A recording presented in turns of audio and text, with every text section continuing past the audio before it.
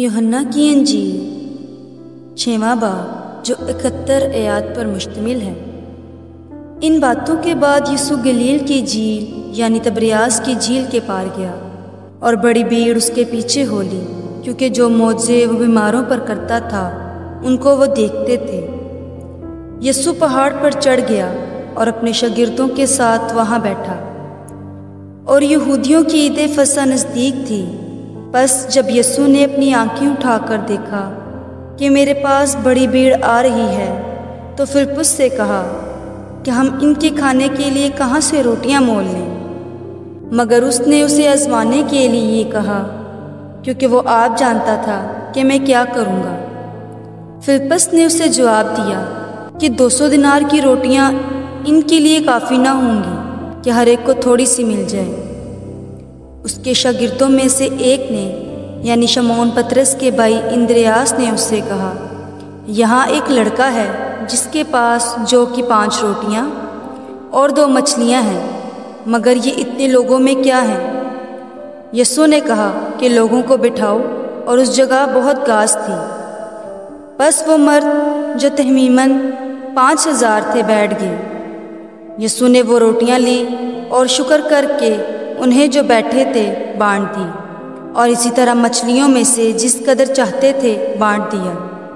जब वो सैर हो चुके तो उसने अपने शागिर्दों से कहा कि बचे हुए टुकड़ों को जमा करो ताकि कुछ ज़ाया ना हो। चनाचे उन्होंने जमा किया, और जो कि 5 रोटियों के टुकड़ों से जो खाने वालों से बच रहे थे 12 टोकरियां भरी। बस जो मौजज़ा उसने दिखाया वो लोग उसे देखकर कहने लगे, जो नबी दुनिया में आने वाला था फिल हकीकत यही है। बस यीशु ये मालूम करके कि वो आकर मुझे बादशाह बनाने के लिए पकड़ा चाहते हैं, फिर पहाड़ पर अकेला चला गया।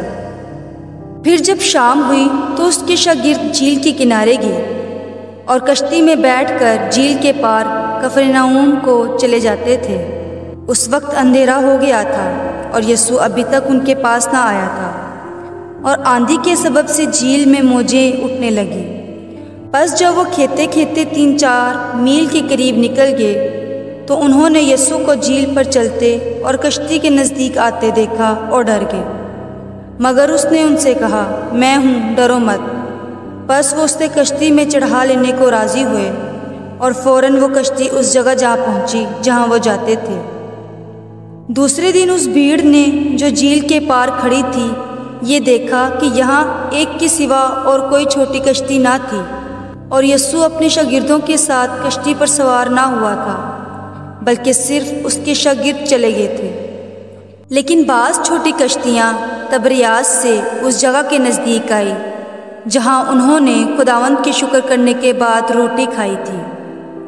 बस जब भीड़ ने देखा कि यहाँ न यीशु है ना उसके शागिर्द, तो वो खुद छोटी कश्तियों में बैठकर यीशु की तलाश में कफरनहूम को आए, और झील के पार उससे मिलकर कहा, ऐ रब्बी, तू यहाँ कब आया। यीशु ने उनके जवाब में कहा, मैं तुमसे सच कहता हूँ कि तुम मुझे इसलिए नहीं ढूंढते कि मौजज़े देखे, बल्कि इसलिए कि तुम रोटियाँ खाकर सैर हुए। फ़ानी खुराक के लिए मेहनत ना करो, बल्कि उस खुराक के लिए जो हमेशा की ज़िंदगी तक बाकी रहती है, जिसे इब्ने आदम तुम्हें देगा, क्योंकि बाप यानी खुदा ने उसी पर मोहर की है। बस उन्होंने उससे कहा कि हम क्या करें ताकि खुदा के काम अंजाम दें। यीशु ने जवाब में उनसे कहा, खुदा का काम ये है कि जिसे उसने भेजा है उस पर ईमान लाओ। बस उन्होंने उससे कहा, फिर तू कौन सा निशान दिखाता है ताकि हम देखकर तेरा यकीन करें। तू कौन सा काम करता है।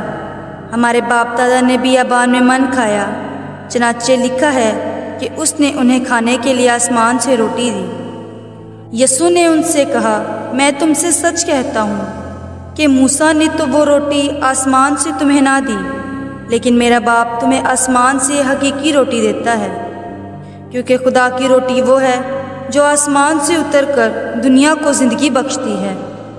उन्होंने उससे कहा, ऐ खुदावंद, ये रोटी हमको हमेशा दिया कर। यीशु ने उनसे कहा, ज़िंदगी की रोटी मैं हूँ। जो मेरे पास आए وہ ہرگز بھوکا نہ ہوگا، اور جو مجھ پر ایمان لائے وہ کبھی پیاسا نہ ہوگا۔ لیکن میں نے تم سے کہا کہ تم نے مجھے دیکھ لیا ہے، پھر بھی ایمان نہیں لاتے۔ جو کچھ باپ مجھے دیتا ہے میرے پاس آ جائے گا، اور جو کوئی میرے پاس آئے گا اسے میں ہرگز نکال نہ دوں گا، کیونکہ میں آسمان سے اس لیے نہیں اترا ہوں کہ اپنی مرضی کے موافق عمل کروں، بلکہ اس لیے کہ اپنے بھیجنے والے کی مرضی کے موافق عمل کروں۔ اور میرے بھیجنے والے کی مرضی یہ ہے کہ جو کچھ اس نے مجھے دیا ہے میں اس میں سے کچھ کھو نہ دوں، بلکہ اسے آخری دن پھر زندہ کروں، کیونکہ میرے باپ کی مرضی یہ ہے کہ جو کوئی بیٹے کو دیکھے اور اس پر ایمان لائے ہمیشہ کی زندگی پائے، اور میں اسے آخری دن پھر زندہ کروں گا۔ پس یہودی اس پر بڑبڑانے لگے، اس لیے کہ اس نے کہا تھا کہ جو روٹی آسمان سے اتری وہ میں ہوں۔ اور انہوں نے کہا، کیا یہ یوسف کا بیٹا یسوع نہیں، جس کے باپ اور ماں کو ہم جانتے ہیں؟ اب یہ کیوں کر کہتا ہے کہ میں آسمان سے اترا ہوں؟ یسوع نے جواب میں ان سے کہا، آپس میں نہ بڑبڑاؤ۔ کوئی میرے پاس نہیں آ سکتا جب تک باپ جس نے مجھے بھیجا ہے اسے کھینچ نہ لے، اور میں اسے آخری دن پھر زندہ کروں گا۔ نبیوں کے صحیفوں میں یہ لکھا ہے کہ وہ سب خدا سے تعلیم یافتہ ہوں گے۔ جس کسی نے باپ سے سنا اور سیکھا ہے وہ میرے پاس آتا ہے۔ یہ نہیں کہ کسی نے باپ کو دیکھا ہے، مگر جو خدا کی طرف سے ہے اسی نے باپ کو دیکھا ہے۔ میں تم سے سچ کہتا ہوں کہ جو ایمان لاتا ہے ہمیشہ کی زندگی اس کی ہے۔ زندگی کی روٹی میں ہوں۔ تمہارے باپ دادا نے بیابان میں من کھایا اور مر گئے۔ یہ وہ روٹی ہے جو آسمان سے اترتی ہے تاکہ آدمی اس میں سے کھائے اور نہ مرے۔ میں ہوں وہ زندگی کی روٹی جو آسمان سے اتری۔ اگر کوئی اس روٹی میں سے کھائے تو ابد تک زندہ رہے گا، مگر جو روٹی میں جہان کی زندگی کے لیے دوں گا وہ میرا گوشت ہے۔ بس یہودی یہ کہہ کر آپس میں جھگڑنے لگے کہ یہ شخص اپنا گوشت ہمیں کیوں کر کھانے کو دے سکتا ہے۔ یسوع نے ان سے کہا، میں تم سے سچ کہتا ہوں کہ جب تک تم ابن آدم کا گوشت نہ کھاؤ اور اس کا خون نہ پیو تم میں زندگی نہیں۔ جو میرا گوشت کھاتا اور میرا خون پیتا ہے ہمیشہ کی زندگی اس کی ہے، اور میں اسے آخری دن پھر زندہ کروں گا، کیونکہ میرا گوشت فی الحقیقت کھانے کی چیز اور میرا خون فی الحقیقت پینے کی چیز ہے۔ جو میرا گوشت کھاتا اور میرا خون پیتا ہے وہ مجھ میں قائم رہتا ہے اور میں اس میں۔ جس طرح زندہ باپ نے مجھے بھیجا اور میں باپ کے سبب سے زندہ ہوں، اسی طرح وہ بھی جو مجھے کھائے گا میرے سبب سے زندہ رہے گا۔ جو روٹی آسمان سے اتری یہی ہے، باپ دادا کی طرح نہیں کہ کھایا اور مر گئے۔